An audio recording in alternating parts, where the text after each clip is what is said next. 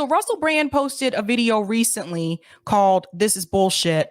And it's him talking about free speech and what could really work in reference to bringing people together, what we should really be focused on, not just in this country, but globally as well.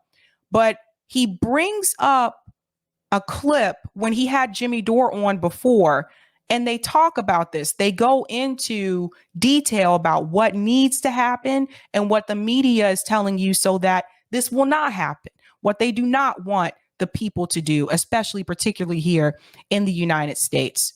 So I want to go ahead and get started with this, and I'm going to chime in here in between. Jam rock. Boom, boom, boom, boom. Now I have that song stuck in my head. Firing it now, and everybody shots. Turn down for what? Conversation, Jimmy Dore talks about the importance of people from different political backgrounds coming together. He talks about how we've been tricked, how Biden has broken promises to ordinary people from the start of his administration, how dissenting voices like Rogan, Assange, Alex Jones, people that you might agree with or might not agree with. I don't bloody well care. It doesn't matter to me with what you think. We're all going to disagree about stuff, but what we have to get to is a point of honest and open communication. That's what I think. That's what Jimmy Dore thinks. Watch this conversation now and stay to the very end because it's fantastic. And I want you to comment below and tell me what you agree with, what you disagree with, what you think Jimmy Dore's got right, what you think I've got right, and where you think we can improve. Stay to the end. What's going on, Jimmy? Okay, let's talk about that part for just a second when he mentions open communication. I think that's key, right? What is preventing us from having that type of open dialogue with each other, with people who may be on the other aisle, the other side of the aisle from us? Propaganda from the mainstream media. That's what prevents that from happening. Kid you not.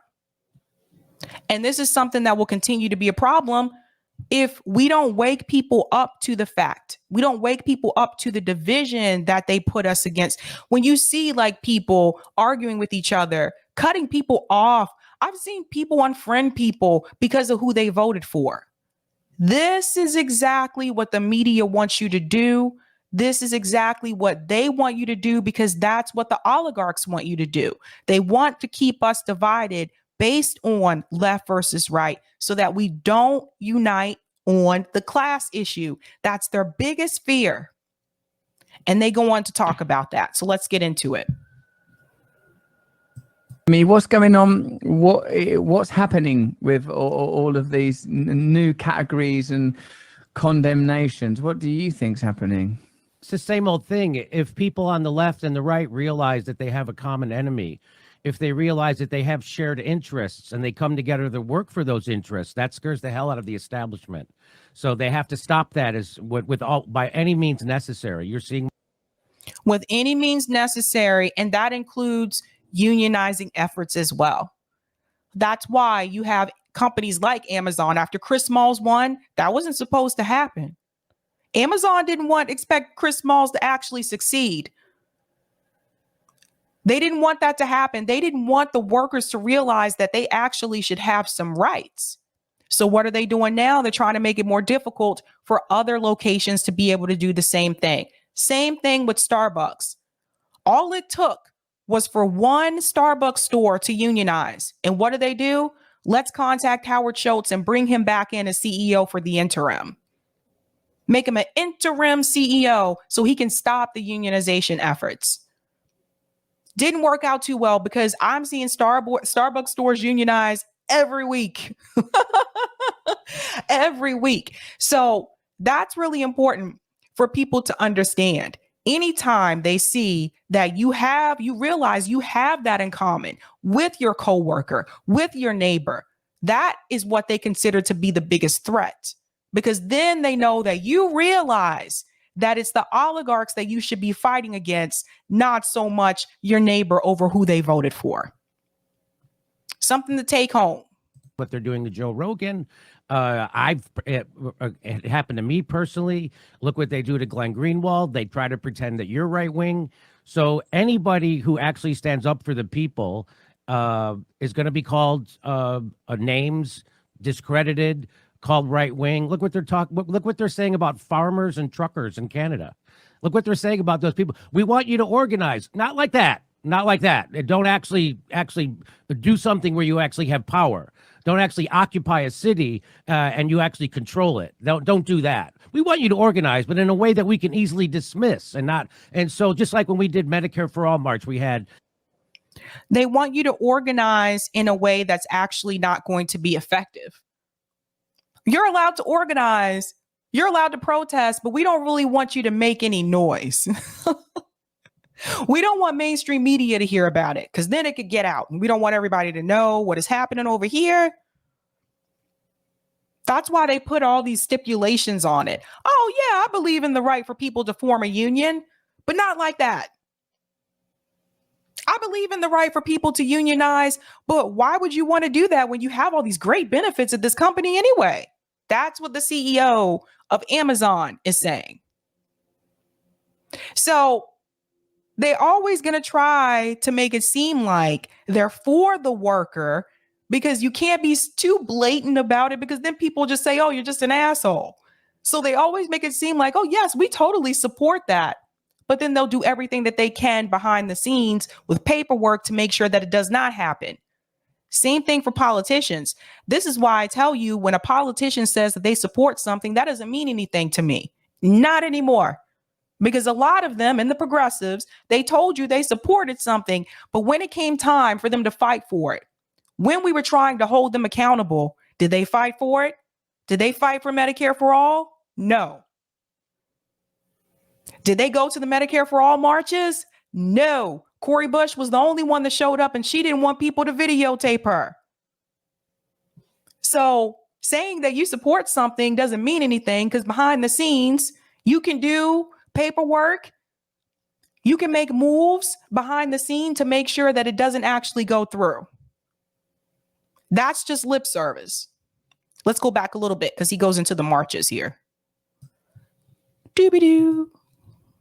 Actually do something where you actually have power.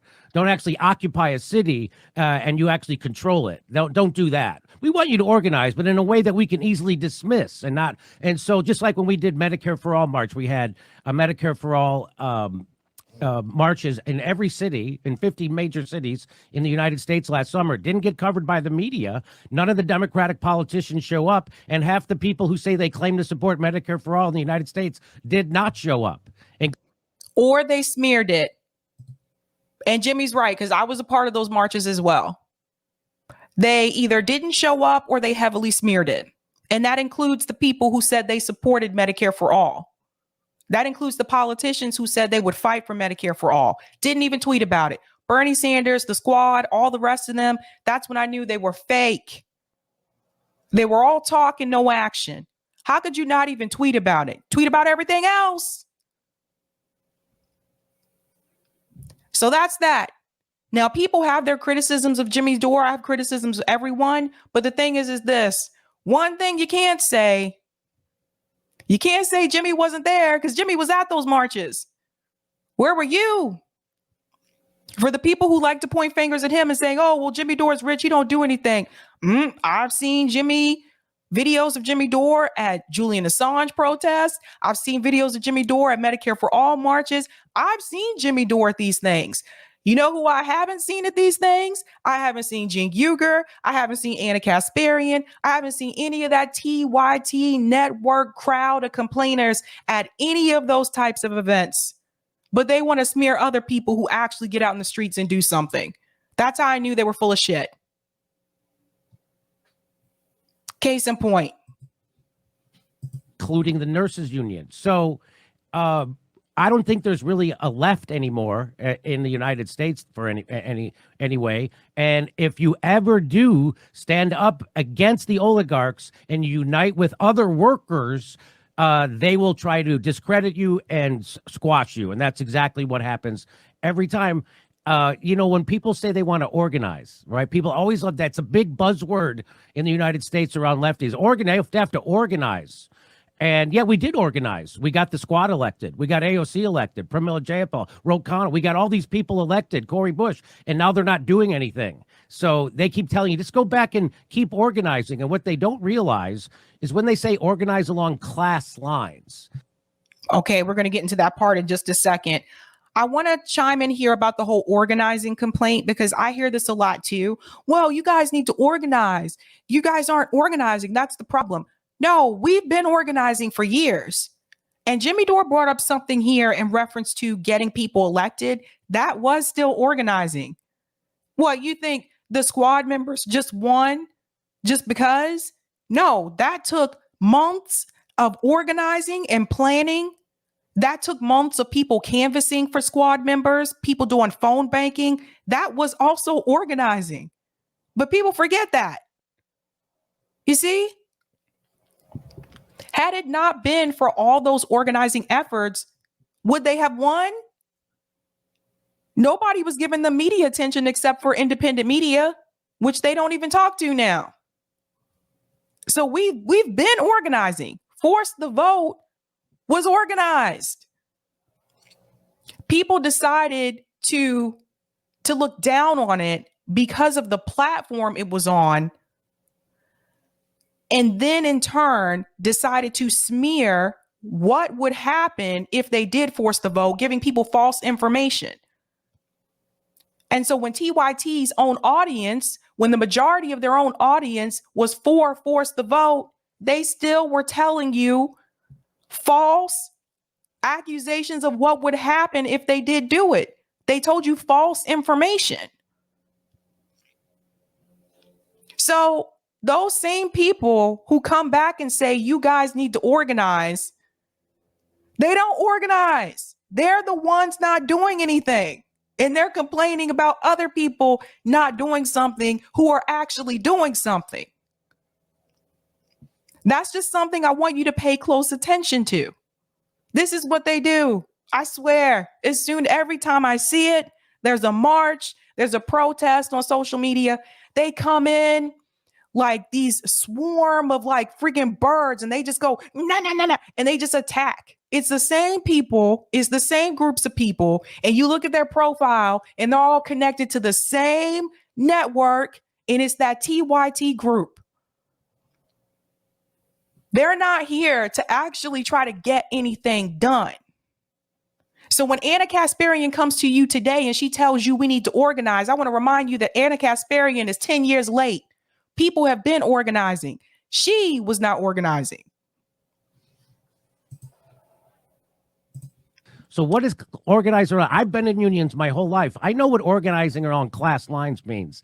And here's what it doesn't mean. You don't go to the shop floor and go, who here is a libertarian? You're out. Who here is a Trumper? You're out. Who here is a Boogaloo boy? You're out. Who here is a Proud Boy? You're out. Okay, now we're going to organize with who's ever left. That is not how organizing works. They know that's not how organizing works. And so when people actually do actual organizing and they connect with people on both sides of the aisle around common interests, that's the scariest thing to them.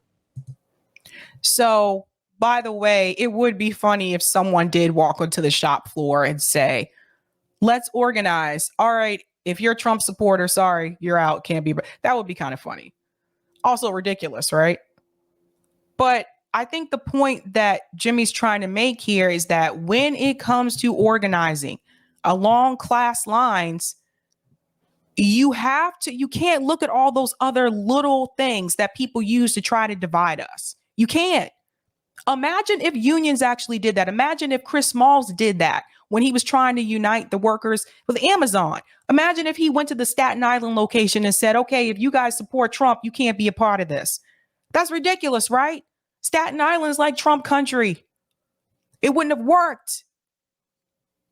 So he organized the workers based on the class issue, based on the way that they were being treated, which is something that all of them were experiencing. That's how you fight back. That's how you unite people.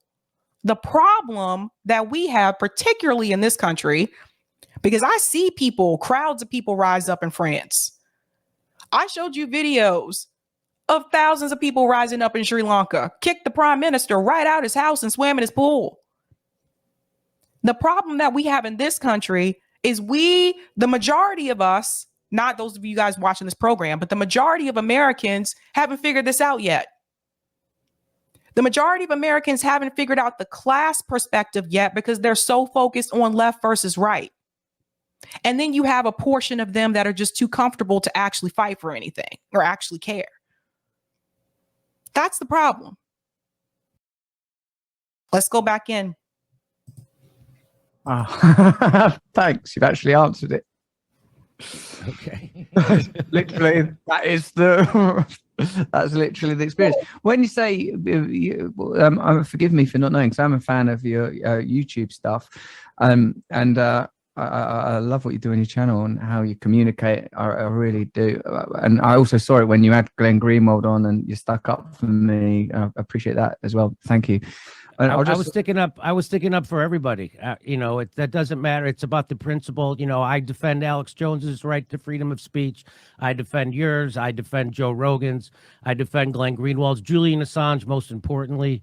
And those are the people that the establishment don't want us to defend their freedom of speech. And right back at you. I'm a big fan of your show. I'm very jealous of your popularity. I was talking to my YouTube liaison. And I said to him, hey, I know we're being suppressed. Look at Russell Brand. Look at all the views he's getting. And we're talking about the same things. And he's killing it. And the guy says to me, Jimmy, Russell Brand's a huge star with millions of followers. And I was like, oh, yeah, I forgot. That's right. Okay. No, I have to remind myself of that sometimes, too, that, yeah, Russell Brand does have like 5 million subs. I think he passed TYT now in reference to subs. But I do have to remind myself that, too. Like Russell Brand he's a celebrity. So just something to keep in mind. But let's go back into the convo. Thank you. Well, that at least, so that remnant and significant part of me that is still egoic really, really appreciates that. Jimmy, there's loads of things I want to ask you about, but like it's something you just touched upon in your response there, that it's not about any particular person, it's about a set of values and principles. This migration of principles is something that we're the easy dismissal of a principle is something that I'm noticing again and again, that people will say, this is what we believe in. Oh, but not in this instance. When we've been doing videos, for example, around mandates, one of the things I've continually said, and I've been careful to say because I'm aware of the kind of restrictions that exist, or even around conversation in this area, is try to forget for a moment what the subject is. Just think about the principle of freedom and autonomy. If we put them aside at this moment. Oh, I didn't realize that. Okay, so it was 5.76 million. Okay, thank you so much for that. I'm going to fast forward through this part a little bit, but the point that he's talking about here is remembering the principle, and I think that's important too. But see, that's the thing. A lot of times we don't even get to that part. We don't get to the point where people think about the principle because people are already like divided because of who the message is coming from. Have you guys noticed that? It's not so much about what the message is half the time, especially in independent media. Most of the time, it's about who the message is coming from. If Force the Vote, for example, did not come from Jimmy Dore's platform, and let's say it came from Majority Report's platform, would TYT have been against it? No. That's what it's really about. And if you're going to push an idea out, or you're going to smear an idea because of who it's coming from, then that tells me that you're not actually listening to the idea and the plan itself. You're not paying attention to the actual principle of it. And that's not something that's always easy to do, because if you do have disagreements with a certain person, or someone just really gets under your skin and you're just like, I hate that motherfucker. I'm trying to get better with the cussing, you guys. If you have that kind of person, then sometimes it is going to be really difficult to want to hear anything they have to say. So as soon as they come out with an opinion that goes against the mainstream, which independent media was supposed to be that avenue, anytime that happens and it's coming from that person that just really gets on your nerves, it's going to be difficult for you to accept what they're saying, because you can't put aside your own bias. And it happens. It happens in this space, and it happens in mainstream media. So that's something to pay attention to as well. We don't know where else it may be applied, even if you agree in this instance with the subject, you know, like say with the truckers, you know, like do you think this speaks to a deeper theme of a kind of cultural nihilism, that people don't have any real values, or our media don't have any real values, or the values that they do have are so dominated by the pursuit of profit and the pre-existing relationships between government, big business and media, that everything is a kind of posture and nothing is real, nothing has any sort of meat on its bones? Oh, that's exactly right. They, of course, everyone pretends to care about the right things. That's what virtue signaling is all about. You virtue signal. That's why, you know, I have a joke in my act where I say, you know, if it was 1860, the Democrats would be bragging about their first transgendered slave owner. So what they do is they're using these virtuous signals, these things like identity politics, not to help minorities or workers or poor people. They use it to keep them stuck exactly where they are and out of any kind of economic prosperity. So what they'll do is, instead of having a white guy oppress you, they'll have a black transgendered person oppress you, or Pete Buttigieg, who's gay, oppress you, or Rachel Maddow feed you 5 years of unbelievable red baiting conspiracy theories that were evidence free, to the point where they red baited every one of their political adversaries. So that's what, or they'll get someone like Chris Hayes, who has a show, who's a nerd. They're like, he would never lie to you. He's a nerd. So these are the people. This is what they use to keep everybody where they are and to keep people out of economic progress. They use Exactly. So as long as we're focused on identity politics, as long as we're focused on who's left, who's right, as long as we're focused on, oh, well, so-and-so knows this person and they're friends with that person. Oh, so-and-so voted for Trump. They voted for Obama, then they voted for Trump. As long as you're focused on those things, that's exactly where the oligarchs want you to be. They don't want you to actually pay attention to what's going on economically. I think things are changing a little bit now because people are they're feeling the pain at the pump when they go buy gas. They're feeling the pain when they go to the grocery store. I was just talking about this earlier with Dr. Marsh. They feel that pain, right? But in order for people to truly wake up, you have to ask yourself, number one, any type of conflict that you hear about on mainstream media, ask yourself these questions. The first one, what is the overall issue that they're actually talking about? Always ask that question. 2, what are they not telling me about this subject? Always ask that question too, because they tend to leave things out, things that you probably need to know. And 3, what is the narrative that they are trying to push? And why are they trying to push it? Always ask yourself those questions, because this is the reason why a lot of us don't get to the class issue, because mainstream media has us distracted with so many other things that are really not, oftentimes, not all the time, oftentimes are really not as important as the oligarchs controlling all of us. And they control the media as well. So these are the things, the questions that I want you to ask yourself when you hear those stories on mainstream media. You know, for example, if you go to Fox News, you're going to hear a conservative message. If you go to CNN, you're going to hear a liberal message. So you're already going to expose yourself to some type of bias just by going to one of those channels. You need to know that going into that situation. And then whatever you take from the news that you hear from those networks, you need to research it yourself and see what's really going on. And this is not to tell people not to watch them. You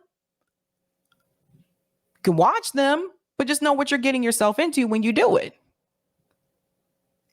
So we really need to pay more attention on the haves and the have-nots. And that's not something I really hear them talking about on CNN, MSNBC, or Fox News. I hear them mainly talking about left versus right. And you're not really going to hear them talking about the oligarchs too much, because the oligarchs also can control those networks. That's how it works. So they'll keep you distracted with everything else. identity politics, and we're living in it right now. I mean, You don't that means virtue signaling means way more than substance. I just saw Nancy Pelosi has she's running for re-election, and you know why she's doing it? She's not doing it because she's a megalomaniac narcissist who can't let go of power and privilege or and insider trading, by the way. No, she's doing it for the kids. She's doing it for the kids, Russell. Yeah. And if there's no one who cares more about kids than 81-year-old millionaires. I happen to know that she cares mostly about her kids. Her and her husband's kids are Apple and Facebook and Slack. What did you think about that video? Do you agree with Jimmy Dore? Do you think there's Okay,